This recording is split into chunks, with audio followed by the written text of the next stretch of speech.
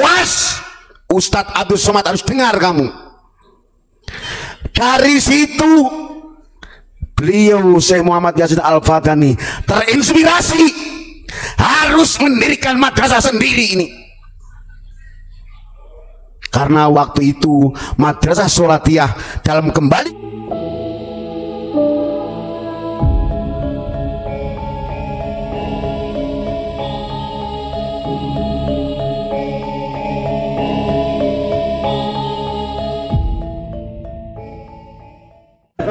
kalau dirimu dihina orang tidak apa-apa. Siapalah Abdul Somad? Bukan siapa-siapa, bukan apa-apa.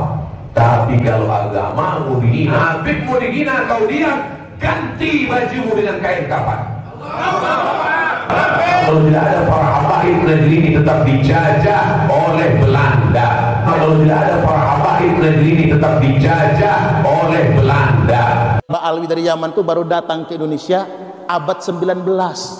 Itu pun yang bawa Belanda, Pak. Itu pun yang bawa Belanda. Sampai ada yang mengatakan kalau bukan karena klan Mbak Alawi, Indonesia masih dijajah oleh Belanda. Enak aja cangkemnya ngomong. Orang Belanda itu bersama Senok Horgronya bawa klan Mbak Alwi ke Indonesia. Maka diangkatlah Mufti Batavia yang memfatwakan melawan pemerintah Belanda itu bugoh, makar. Maka ribuan ulama dan santri pesantren Thariqah dibantai oleh Belanda gara-gara fatwa Mufti Batavia. Jadi saya ingin luruskan sejarah juga karena kita ini jangan sampai tidak menghargai Wali Songo. Baik, apa yang disampaikan UAS berarti ikut-ikut deretan alaihim laknatullah berarti. Betul nggak Pak Ubad? UAS alafu minkum, mohon maaf ya. Kalau antum membela habaib, bahkan berani menyatakan Indonesia ini tanpa habaib, pasti masih dijajah oleh Belanda. Terima kasih atas yang sangat menyesatkan untuk dari Sabang sampai Merauke, bahkan untuk anak bangsa. Kalian akhifillah Ustadz Ahmad Abdul Somad. Orang mana Pak Ustadz Somad itu? Orang Sumatera. Saya sampaikan, apakah kita tidak mendengar sosok yang hebat di akhir-akhir abad 14, yaitu Syekh Muhammad Yasin Al-Fatani. Simak, beliau dalam mengkader ulama-ulama Nusantara berangkat dari cinta tanah air. Beliau walaupun kelahiran Makkah, tapi darah-darah Nusantara tidak bisa kabur oleh kearab-araban. Di dalam sejarah Syekh Muhammad Yasin Al-Fatani Muslim Dunia, visi Gori waktu kecil beliau sekolah di madrasah yang namanya Sholatiyah. Pendirinya adalah perempuan dari India. Apa yang terjadi? Suatu saat menemukan sebagian asatid pengurus madrasah Sholatiyah, pendirinya adalah orang perempuan dari India. Ada koran Gus, tertuliskan bahasa Indonesia, diinjak, dibakar oleh sebagian pengurus madrasah Sholatiyah. Apa katanya? Ini koran bertuliskan bahasa Indonesia, bangsa yang bahasa goblok. Nangis Syekh Muhammad Yasin Al-Fatani melihat biadabnya seorang guru yang di madrasah Sholatiyah, melihat koran yang bertuliskan bahasa Indonesia yang sedang dibaca oleh mahasiswa kita di sana waktu itu. Dibakar Pak, kurang ajar. Koran bertuliskan bahasa Indonesia dibaca orang Indonesia, katanya ini adalah koran bangsa dan bahasa yang goblok. Dengarin, was, Ustadz Abdul Somad harus dengar kamu. Dari situ beliau Syekh Muhammad Yasin Al-Fatani terinspirasi harus mendirikan madrasah sendiri ini. Karena waktu itu Madrasah Sholatiyah dalam kembali ke India masih berpolemik, masih perang dengan Nasrani atau Kristen radikal, tidak sesuai dengan ulama-ulama Nusantara. Syekh Muhammad Yasin Al-Fatani walaupun lahir di Mekah, tapi masih di angin, di udara orang-orang ulama Nusantara yang masih pelawan gigih dengan mereka India Belanda, betul? Dari itu pengalaman yang dihadap pengurus Madrasah Sholatiyah dengan membakar dan menghina koran Indonesia dan berbahasa Indonesia, dikira Indonesia dan bahasa yang goblok, langsung bangkit. Nah tuh beliau Syekh Muhammad Yasin Al-Fatani langsung bikin madrasah sendiri yang namanya Madrasah Darul Ulum. Dengarkan Ustadz Abdul Somad, dengar. Di balik rahasia Darul Ulum pendiri Syekh Muhammad Yasin Al-Fatani apa? Merekrut ulama-ulama Nusantara, jangan sampai terkikis habis. Kurang ajar Ustaz Somad ini, berani-beraninya mengatakan tanpa kabaib Indonesia akan dijajah sama Belanda.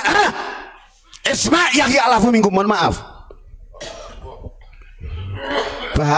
bahaya. Apa yang terjadi? Jelas dunia mengakui muslim itu dunia. Di antaranya ini beliau punya sanad. Setelah beliau Abuya Mama Armin dapat amanat harus kembali ke tanah air, tetap putranya yang namanya beliau Syekh Asep Tamanhuri disekolahkan di Darul Ulum, dididik oleh beliau Syekh Muhammad Yasin Al-Fatani. Ini Abuya, sanadnya termasuk Syekh Muhammad Yasin Al-Fatani, termasuk guru IJ. Ini adalah kader-kader Syekh Muhammad Yasin Al-Fatani. Di balik Madrasah Darul Ulum, Syekh Muhammad Yasin Al-Fatani adalah merekrut ulama-ulama Nusantara, termasuk Syekh Hamid Jakarta, termasuk kandidat MUI muda waktu itu adalah Syekh Sahal Mahfud. Dikader dengan ilmu sanad, dengan ilmu asfat dan ilmu ijazah dalam arti transmisi atau estafet ulama-ulama Nusantara. Biadab ini Ustadz Abdul Somad berani menyatakan tanpa ada habaib Indonesia masih dijajah oleh Belanda. Enggak dengar ulama Nusantara 7 yang bertengger di Makkah itu bikin tonggak-tonggak biar hengkang Belanda dan India dari Indonesia. Bahaya Ustaz Abdul Somad, bahaya. Bukti kalau ulama Nusantara muda termasuk Syekh Sahal Mahfud, betul nggak? Kajen di saat Jatman mau dikuasai, mau dipimpin oleh Lutfi, siap ini Syekh Sahal Mahfud ini. Jangan sampai Jatman ini dikuasai oleh Lutfi, beliau Sahal Mahfud siap ngeluarin 2 miliar. Jangan sampai Jatman Toriko ini diinjak-injak oleh Lutfi, betul nggak? Ini kader-kader ulama muda waktu itu. Roisnya MUI adalah beliau Syekh Sahal Mahfud, berani menghalau sebenarnya. Jangan sampai Jatman dikuasai oleh Lutfi yang bangsat alaihi laknatullah. Betul nggak? Namun apa yang terjadi memang sudah kodok dan kudrat oleh Allah Subhanahu wa Ta'ala. Ya Bapak bersyukur kita dikasih lawan oleh Allah. Ayo semangat, betul nggak? Bahaya. Jadi begitu perihnya pedihnya, walaupun di Makkah cintanya tanah air. Don't forget love for the homeland. Jangan lupa cinta tanah air. Bahaya itu. Coba itu sekarang dengan rame-ramenya tes DNA, betul nggak? Makul nggak? Logika nggak? Kalau kepingin tes DNA harus bongkar makam Nabi, betul nggak? Sekarang beralih pakai jurus Habib vampir, betul nggak? Sekarang ada ritual Habib minum darah Rasulullah Shallallahu Alaihi Wasallam. Loh, ini nggak ketemu akal. Dia nuntut kalau kepengen tes DNA harus bongkar makam Nabi. Nah, sekarang rame-rame acara ritual minum darah, nggak jauh kayak vampir. Loh, berarti darahnya banyak, betul nggak? Makanya ini sangat membingungkan, alias sangat membagongkan. Ayo kita amati saudara-saudara. Kita ini dibikinkan pondok pesantren, dibikinkan sekolah sampai titelnya Masya Allah, biar kita cerdas.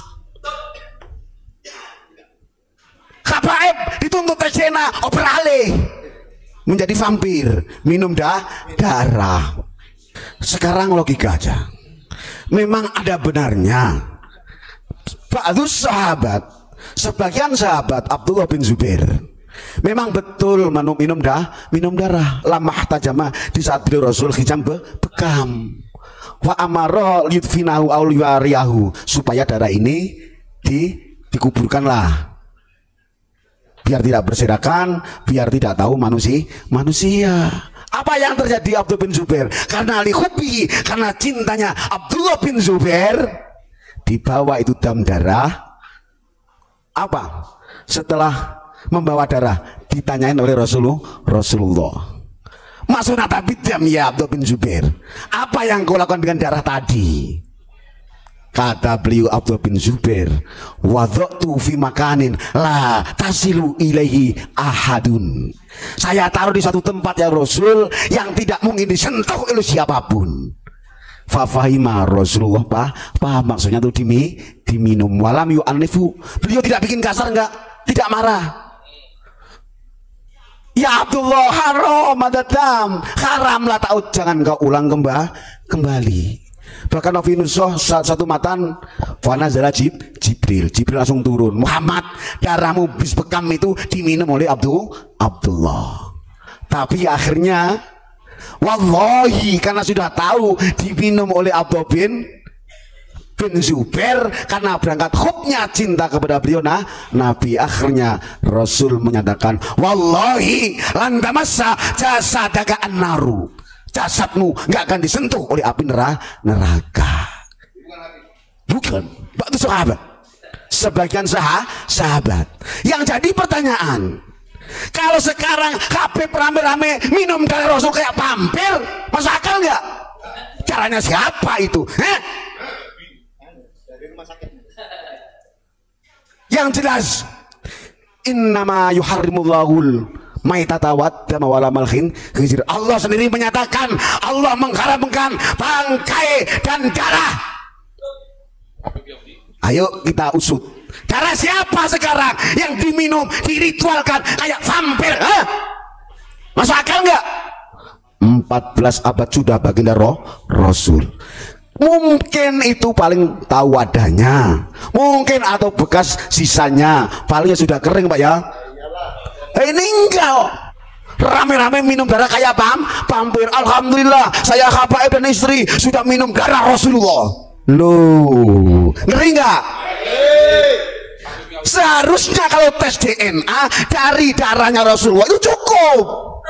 Berarti al-bagongiyun, grupnya orang-orang membagongkan, tipu-tipu tok.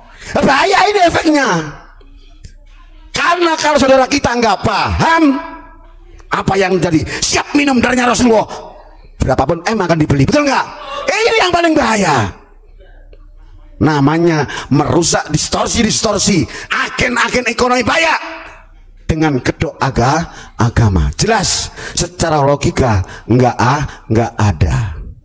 Kok sampai beraninya bikin ritual, katanya saya para habaib dan istrinya minum darah Rasulullah. Loh, itu kan sudah nggak pakai ilmiah lagi, sudah nggak pakai logika lagi, alias ngawuriun, madhab ngawur. Ingat, Syekh Muhammad Yasin Al-Fadani ngasih sanad biar ilmu-ilmu yang murni dari Allah Subhanahu wa ta'ala, bukan yang membagongkan.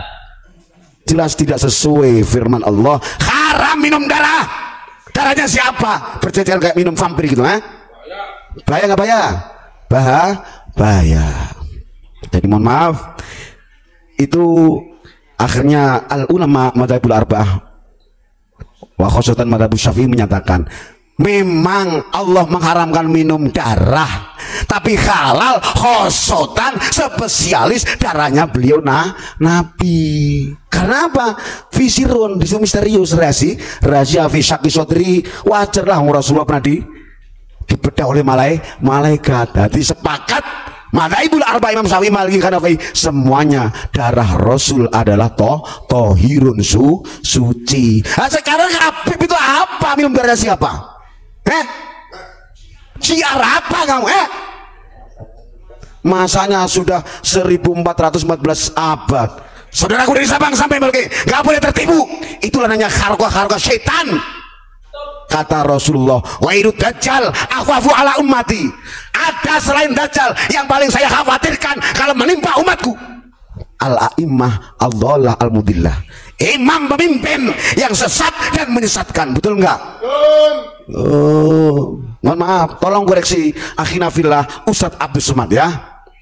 Itu termasuk ayo ilmu sanad betul-betul ditanamkan oleh Syekh Muhammad Yazin Al-Badani, adalah tonggak-tonggak ulama Nusantara. Jelas melawan khabaib, jelas melawan Utsman bin Yahya, jelas melawan Ismail bin Abdullah Al-Attas. Betul nggak? Hati-hati, kalau betul nggak kau cabut, wahai Ustadz Abdul Somad, tetap merek antum alaikum laknatullah. Betul? Biarin dengar, kurang ajar itu. Dia disekolahkan ke luar negeri tapi nggak bisa menghargai dalam negeri. Minal jahilin, na'udzubillah min dzalik. Indonesia dan negeriku, engkau adalah martabatku. Siapa yang mengancam harus tunduk di bawah duri-duri NKRI.